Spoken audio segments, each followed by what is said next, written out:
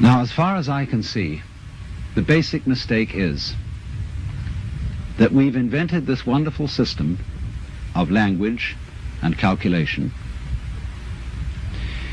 and that it is at once too simple to deal with the complexity of the world, and also we are liable to confuse that system of symbols with the world itself, just as we confuse, say, money with wealth. A lot of people are in business to make money instead of wealth. When they make the money, they don't know what to do with it.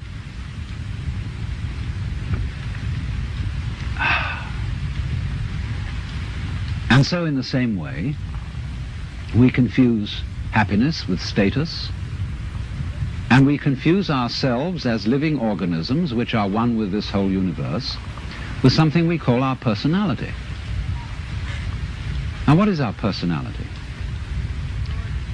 Our personality is what we call our image of ourselves, and also our thought about ourselves, our idea of ourselves. This is the person.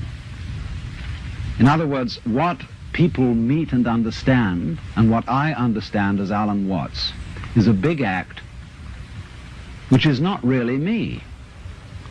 Because in the image of Alan Watts, there are not all my unconscious processes, both psychological and physical. The construction of my brain is not contained in the concept Alan Watts, and the concept Alan Watts does not contain the inseparable relationships which I have with all the rest of the universe. And therefore that concept is a fraud. And when it's mistaken for the real me, there's a confusion, because if somebody says to me, Alan Watts, do something about it, the concept Alan Watts can't do anything. In other words, because it's only a concept, you can't make it lift a weight, just as 3 is a concept. 3, the number. You can't make just plain 3 do anything. So also you can't wrap up parcels with the equator. It's a useful imaginary line, but it can't do anything. But we all feel that this concept of ourselves, which we call our personality or our ego, can do something, because we think it really exists. And I'll tell you why we think it exists. What happens when you, if I were to say to you, now look hard at the television screen, really look at it.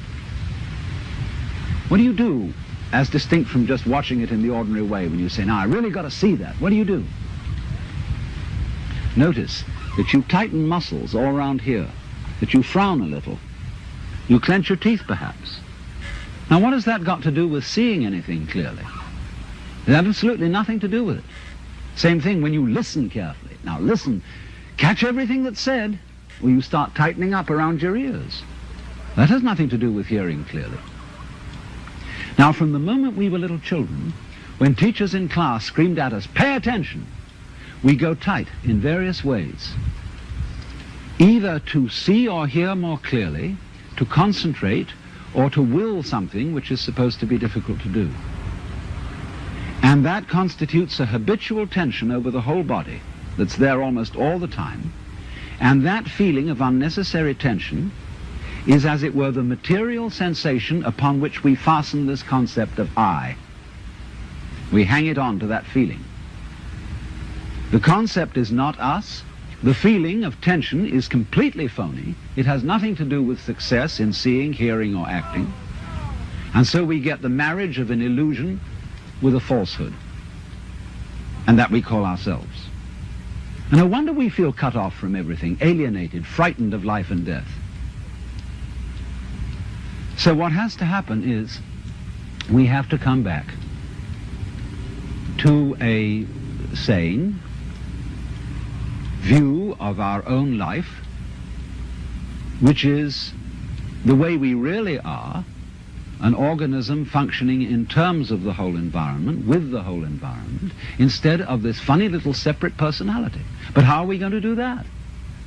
People say, oh, you can't change human nature overnight. You're asking us to give up the ego. And that's the most difficult of all things to do.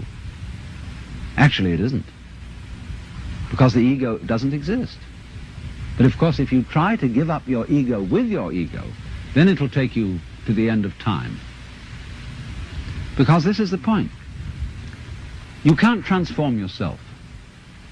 You can't make yourself sane, you can't make yourself loving, you can't make yourself unselfish.